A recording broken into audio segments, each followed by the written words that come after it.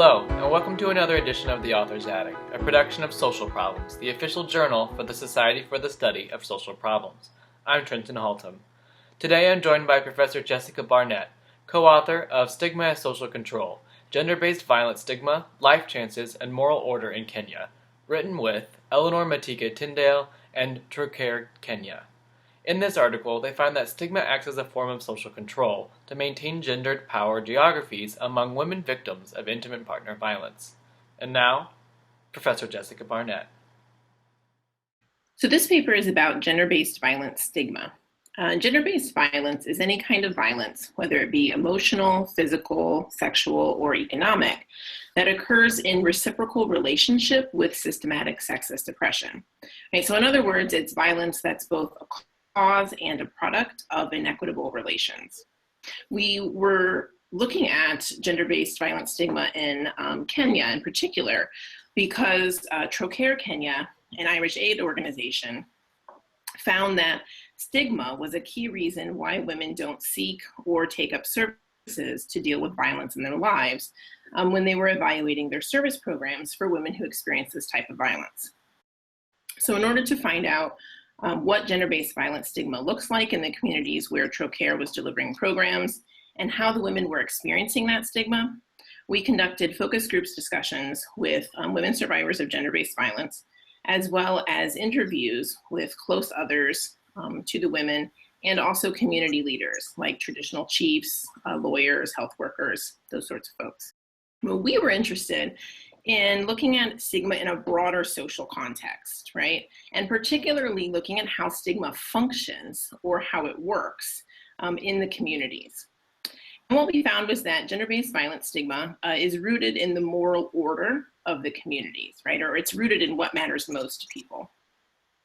We identified also the processes of devaluation through which stigma operates at the interpersonal level. And then we moved beyond the interpersonal level to look at how stigma works at the level of the social institution, right? So we kind of have these three levels, right? We have the moral order, we have the processes of devaluation, and we have institutional stigma.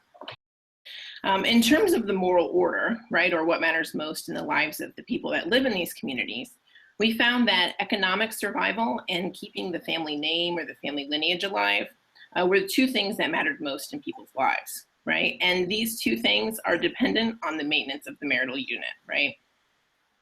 And the institution of marriage itself was organized by really clear spousal and conflict resolution norms, right? That sort of structured what it meant to be married, right?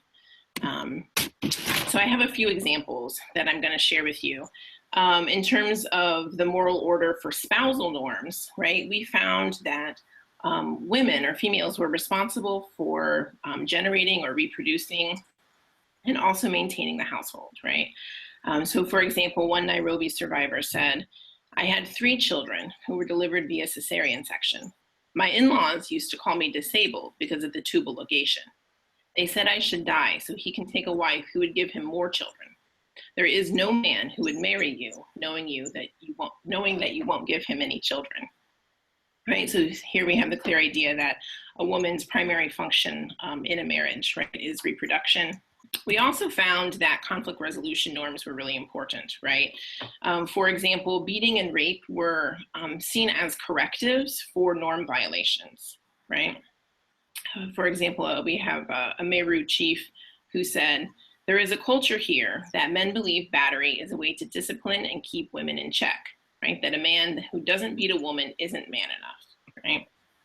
So having identified the moral order, which is really the social root of gender-based violence stigma, we went on then to identify the process through which this set of beliefs results in the devaluation of women survivors of gender-based violence, right? So we saw in the moral order quotes, right, that violence is seen as the legitimate tactic of a man whose wife needs to be disciplined, right? Or who needs to be taught to conform to social norms, right? And this is important because it means that the stigma itself actually shapes the social institutions from which the women could seek help for the violence or for the distress associated with the stigma that they're experiencing at the individual and interpersonal levels. And it's at this structural level that gender-based violence stigma has the most pervasive impacts on women's life chances. And we found evidence of discrimination at the level of the family, with the traditional chiefs, with the police, and with the law, both in terms of how it is written and also applied. And so I'm just going to give you one example of that. The police were often cited as a source of structural stigma or discrimination for the women.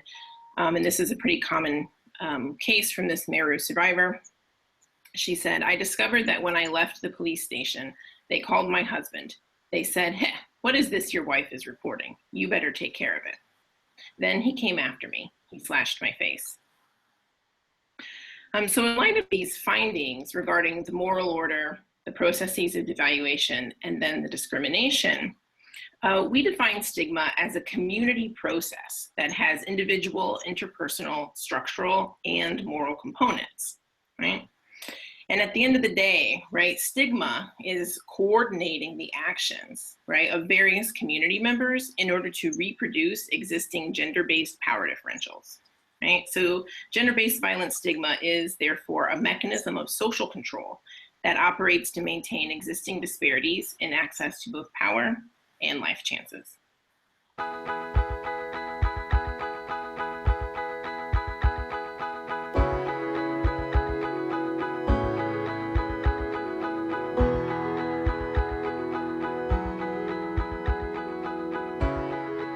Thank you for watching this edition of The Author's Attic, a production of Social Problems, the official journal for the Society for the Study of Social Problems.